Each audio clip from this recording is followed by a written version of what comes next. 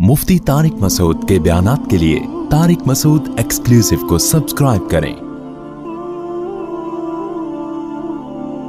Tariq Masood exclusive.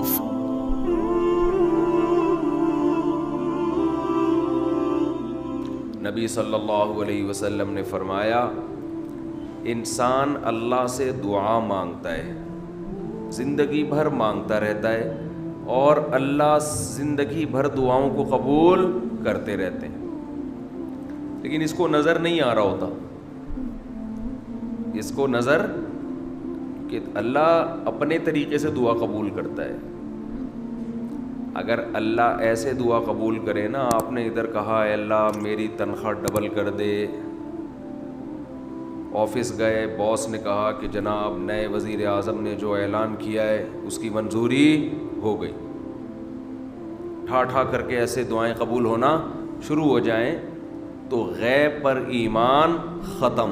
फिर तो दुआ की तरगीब देने की ज़रूरत ही नहीं रहेगी।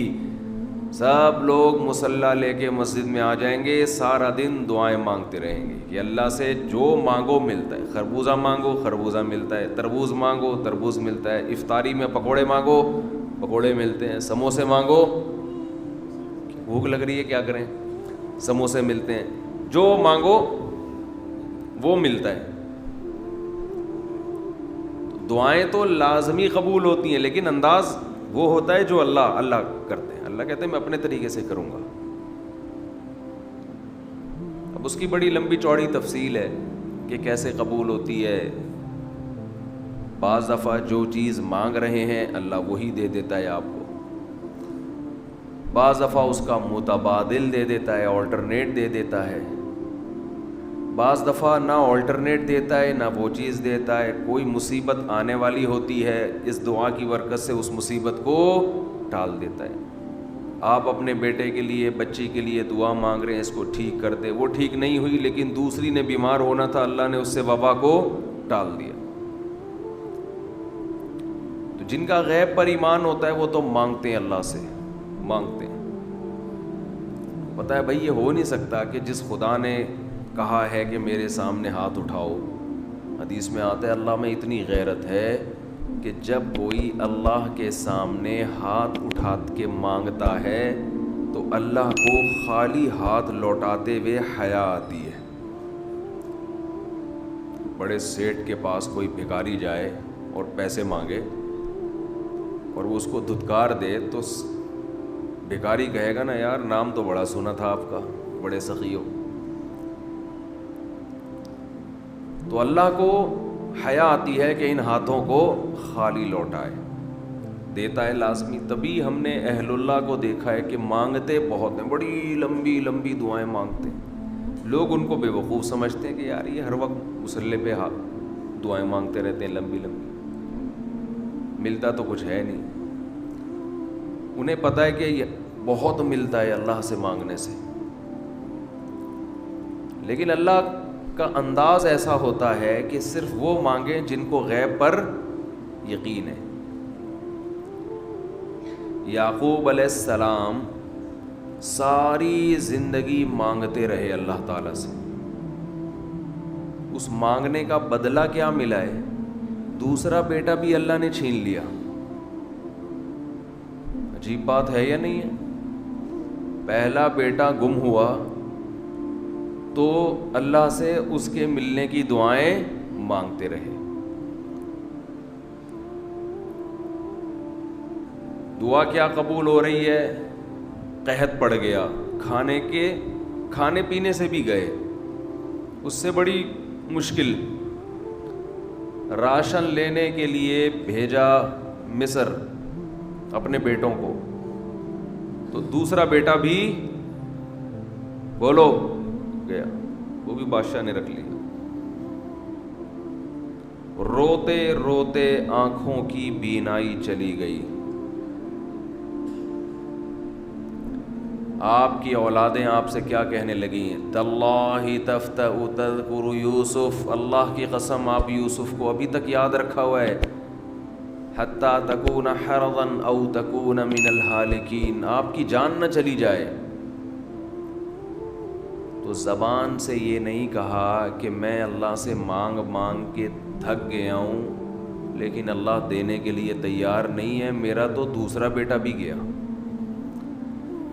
جب دوسرا بیٹا بھی گیا ہے نا، اس وقت یہ الفاظ کہے ہیں کہ آنکھوں کی بینائی چلی گئی، گھر والے کہنے لگے کیا آپ کو ابھی تک یاد ہے؟ کچھ چیزیں غیر اختیاری ہوتی ہیں، اپنے اختیار سے غم کو سوچنا یہ شریعت میں جائز نہیں ہے، لیکن کچھ چیزیں انسان کے اختیار میں نہیں ہوتی۔ وہ غم جو آپ کے اختیار میں نہیں ہے اس پہ آپ کو گناہ نہیں ملتا، بلکہ صبر پہ ثواب ملتا ہے۔ شریعت میں حکم یہ ہے کہ غم کو بھول جاؤ، اس کو ایک ہی چیز کو لے کے مت بیٹھے رہو۔ لیکن حضرت یعقوب علیہ السلام کو اپنے بیٹے سے اتنی محبت، ظاہر ہے اس بیٹے میں بہت ساری خصوصیات تھیں، وہ جانتے تھے کہ اللہ ان کو پیغمبر بنائے گا، کہ اتنے عرصے کے بعد بھی آپ کے دل سے غم نہیں نکلا، لیکن اس غم کو لے کر زندگی گزار دی، کسی کے سامنے اللہ کی شکایت نہیں کی کہ میرے ساتھ کیا ہو رہا ہے۔ اور دعا قبول کیسے ہو رہی ہے کہ دوسرا بیٹا بھی گیا، بیٹوں نے آ کے بتایا کہ آپ کے بیٹے نے چوری کی تھی جس کی وجہ سے بادشاہ نے اس کو رکھ لیا۔ قال بل سولت لکم انفسکم امرا، باپ نے کہا تم نے جیسے پہلے ایک کہانی گڑھی تھی دوبارہ سے ایک کہانی گڑھ لی ہے۔ حالانکہ اس دفعہ بیٹے سچ بول رہے تھے، چوری تو نہیں کی تھی لیکن الزام لگا تھا چوری کا۔ تو یعقوب علیہ السلام نے دوسرے بیٹے کے جانے پہ ایک لفظ ناشکری کا زبان سے نہیں نکالا، بلکہ کیا کہا؟ انما اشکو بثی وحزنی الی اللہ وَأَعْلَمُ مِنَ اللَّهِ مَا لَا تَعْلَمُونَ، میں اپنا غم تمہارے سامنے بیان نہیں کرتا، صرف اللہ کے سامنے بیان کرتا ہوں، اور اللہ کے بارے میں وہ کچھ جانتا ہوں جو تم نہیں جانتے۔ کیا مطلب؟ وہ مجھے تسلی دے رہا ہے، اس میں خیر ہوگی، ہمارا کام ہے مانگنا، ہم بھکاری ہیں۔ یہ تو ملحد اور خدا کے منکر لوگ ہیں جو مسلمانوں کا مذاق اڑاتے ہیں کہ یہ دعائیں مانگتے ہیں اور ان کو ملتا کچھ نہیں ہے۔ او بھائی، ہمیں اس سے غرض ہی نہیں ہے کہ رب کیسے دے رہا ہے،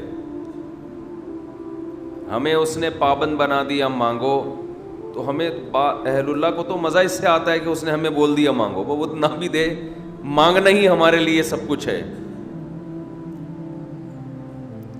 تو میں جو بات عرض کر رہا تھا وہ یہ تھی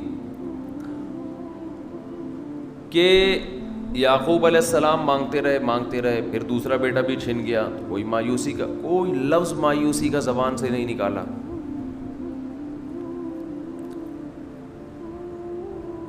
تو حدیث میں آتا ہے کہ ایک بندہ مسلسل دعا مانگتا ہے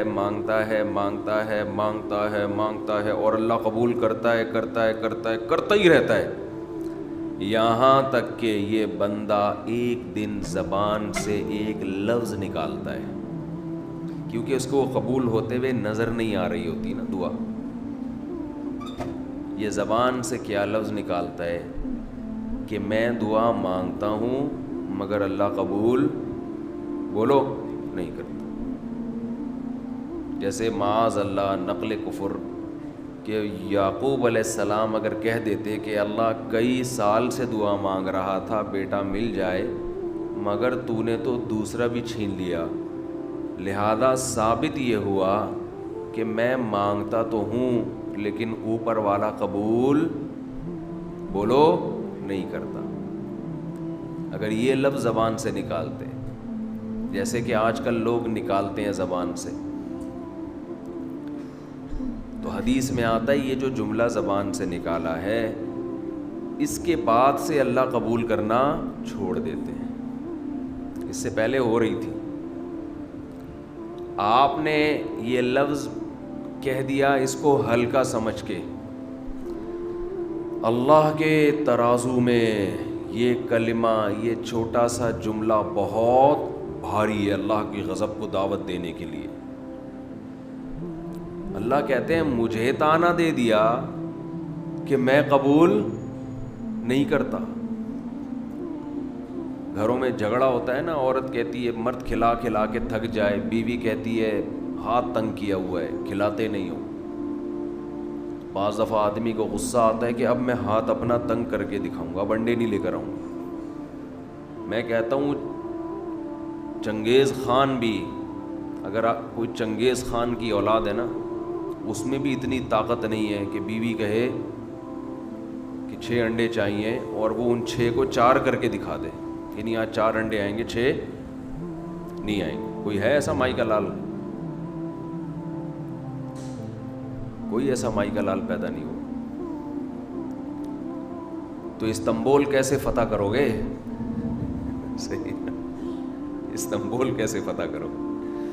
سلطان محمد فاتح نے استنبول فتح کیا تھا نا. ایک بڑے بزرگ نے بڑی اچھی بات کہی کہ فرعون نے ہزاروں بچوں کو قتل کیا اور بنی اسرائیل کے نا، لیکن موسیٰ علیہ السلام جب صندوق سے نکلے فرعون نے ارادہ کیا اس کو بھی قتل کروں. فرعون کی بیوی نے کہا لا تقتلوہ، اسے قتل مت کرو. فرعون نے کہا اچھا. فرعون نے کیا کہا؟ ٹھیک، it is okay, no problem. سمجھتے ہو؟ تو یہ ہمارے لیے بڑی تسلی کی بات ہے، یہ ہمارے لیے بڑی تسلی کی بات ہے کہ جب فرعون جیسا آدمی گھر میں فرعون نہیں تھا تو ہم اور آپ کس کھیت کی مولی ہیں یار. چلتے رہو جیسے زندگی گزار رہے ہو، جتنے انڈے کہے ہیں اتنے لے آیا کرو.